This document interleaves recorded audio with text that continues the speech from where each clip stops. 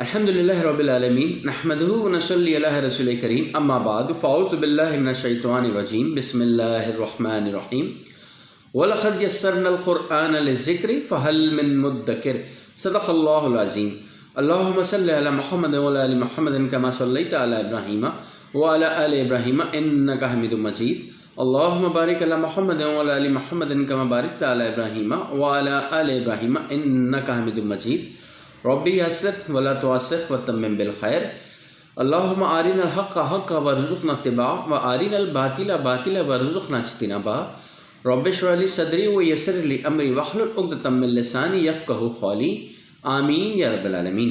अस्सलामु अलैकुम व रहमतुल्लाहि व बरकातुहू। नाज़रीन मोहतरम, प्रोग्राम मालूमात कुरान में खुश आमदीद।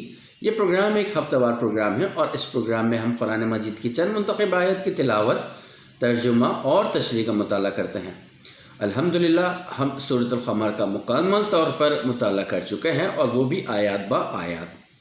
आज इंशाअल्लाह ताला हम सूरतुल क़मर का ही खुलासा करेंगे और इस खुलासे में हम सूरतुल क़मर का 3 हिस्सों में मुताला करेंगे। एक पहला हिस्सा रुकू नंबर 1 आयत 1 ta 22 तक तकसीम किया गया। दूसरे हिस्से को रुकू नंबर 2 यानी कि आयत 23 से 40 में तकसीम किया गया और तीसरे हिस्से को रुकू नंबर 3 यानी आयत 41 ta 55 में तकसीम किया गया। पहला हिस्सा मुताला करते हैं जिसमें कि अल्लाह के ग़ैज़ व ग़ज़ब का पुरजलाल मज़हर सामने आया और कुरान को समझने के लिए आसान कर दिया गया। पहले रुकू में मुशरिकीन मक्का के लिए सख्त वईद बयान की गई। वो वाज़ेह निशानियाँ देखकर भी हक़ को झुटला रहे हैं, लिहाजा उन्हें दुनिया और आखिरत में तबाही का सामना करना पड़ेगा। ज़रा गौर कीजिएगा कि हमारा क्या हाल है। हमने भी कितनी वाज़ेह निशानियाँ देखी होंगी, सुनी होंगी। कहीं ऐसा तो नहीं कि हम हक़ को झुटला रहे हों। हक़ जब भी आएगा जब हम अल्लाह के कलाम को सुनेंगे, पढ़ेंगे, जानेंगे, इसको खोल के देखेंगे, जब भी हमें हक़ का पता चलेगा।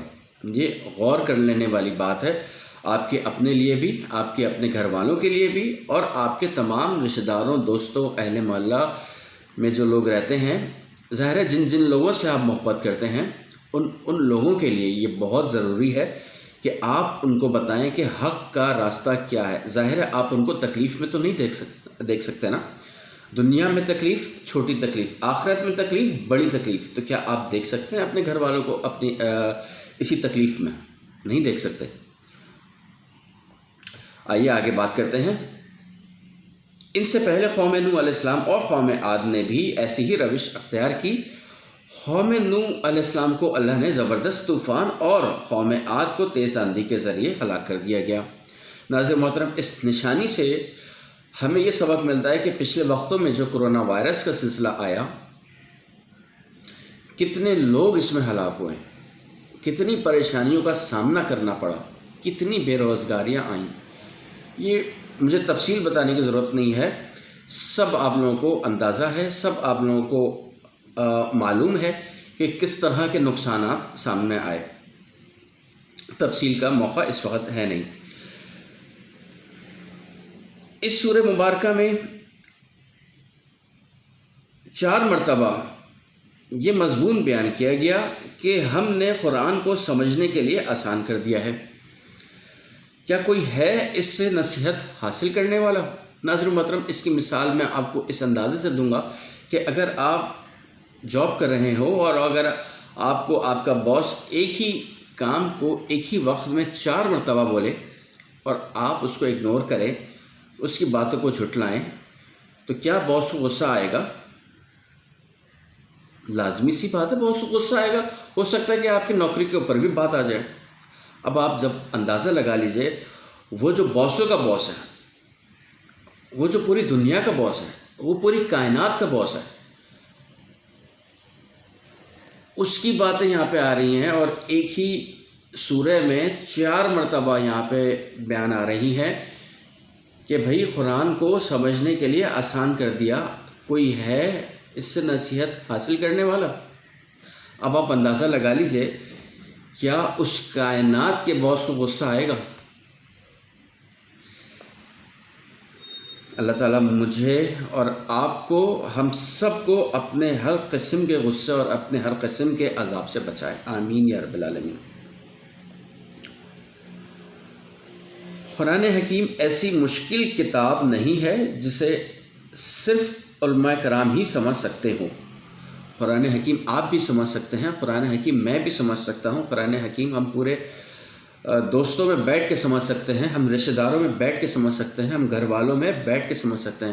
ایسے بھی تو باتیں ہوتی ہیں نا بھائی، کسی نہ کسی ٹاپک پہ گھر والے بیٹھ جاتے ہیں مل کے، تو کیوں نہ قرآن مجید کو لے کے بیٹھے رشتہ داروں میں، دوستوں میں، سب جگہوں پہ۔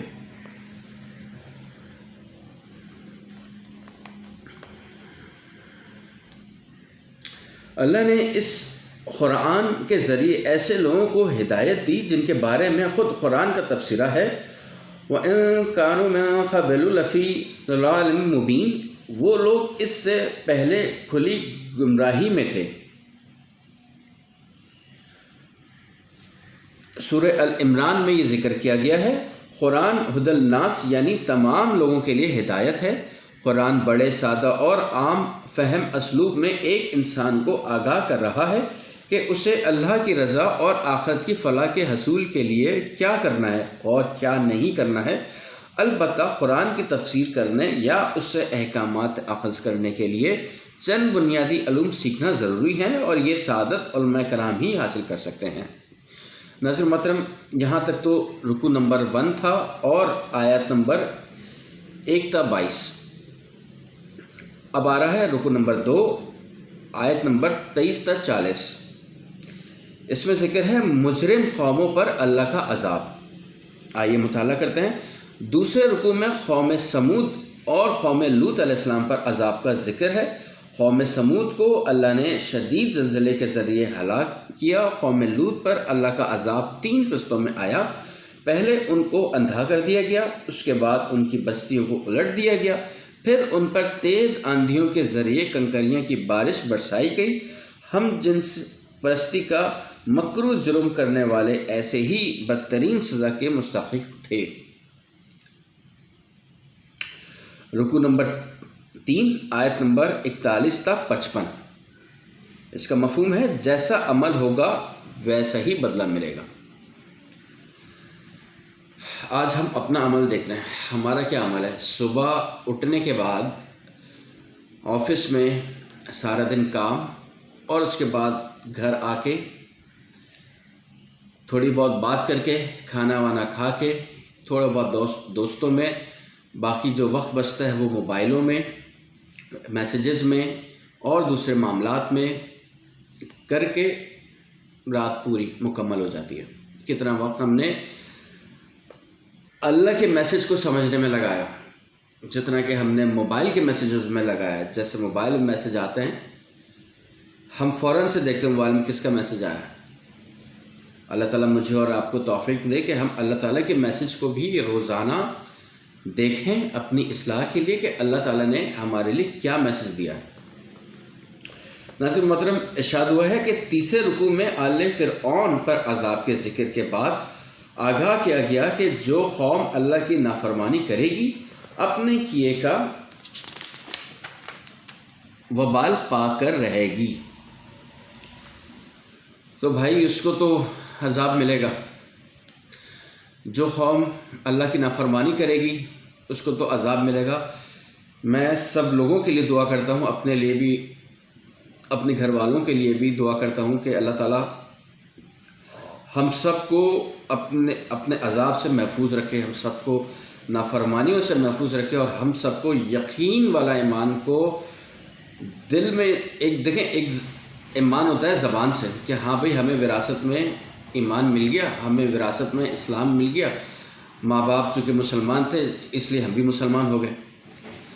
لیکن وہ جو دل سے کام ہوتا ہے نا، وہ جو دل سے جو ہم ایک محبت سے جو کام کر رہے ہوتے ہیں کوئی بھی کام کو انجام دینے کے لیے، وہ والا ایمان چاہیے دل میں، وہ والا جستجو، وہ والا جذبہ چاہیے، تاکہ ہم اپنے ساتھ ساتھ اپنے جتنے بھی قریب لوگ ہیں ان کو اللہ تعالیٰ کی ناراضگی سے بچا سکے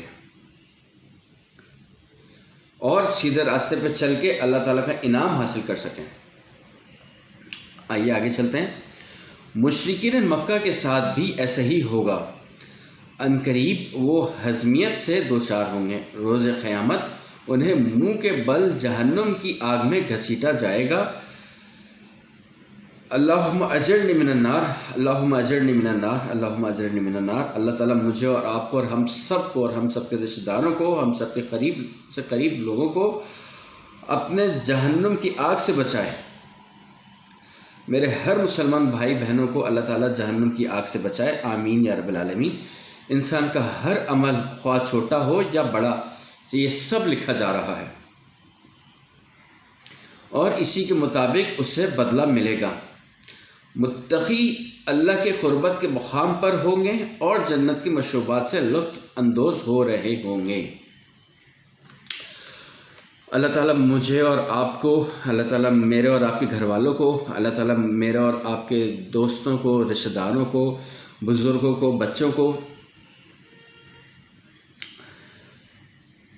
اس مقام پہ رکھے کہ جہاں پہ یہ ذکر ہو رہا ہے کہ جنت کے مشروبات سے لطف اندوز ہو رہے ہوں گے۔ یہ کون لوگ ہوں گے؟ یہ متقی لوگ ہوں گے جنہوں نے تقوی اختیار کیا ہوگا۔ بس میں یہی دعا کروں گا آپ لوگوں کے لیے بھی، اور آپ لوگ سے گزارش کروں گا کہ آپ لوگ بھی میرے اور خاص طور پہ میرے گھر والوں کے لیے ضرور دعا کیجیے انشاءاللہ تعالیٰ۔ انشاءاللہ تعالیٰ پھر انشاءاللہ تعالیٰ اگلے ہفتے تو نہیں، لیکن اس سے اگلے ہفتے انشاءاللہ تعالیٰ ہم ایک نئے سورے کے ساتھ آپ کی خدمت میں آئیں گے۔ جب تک کے لیے اجازت دیجیے۔ وآخر دعوانا الحمدللہ رب العالمین۔ السلام علیکم ورحمۃ اللہ وبرکاتہ۔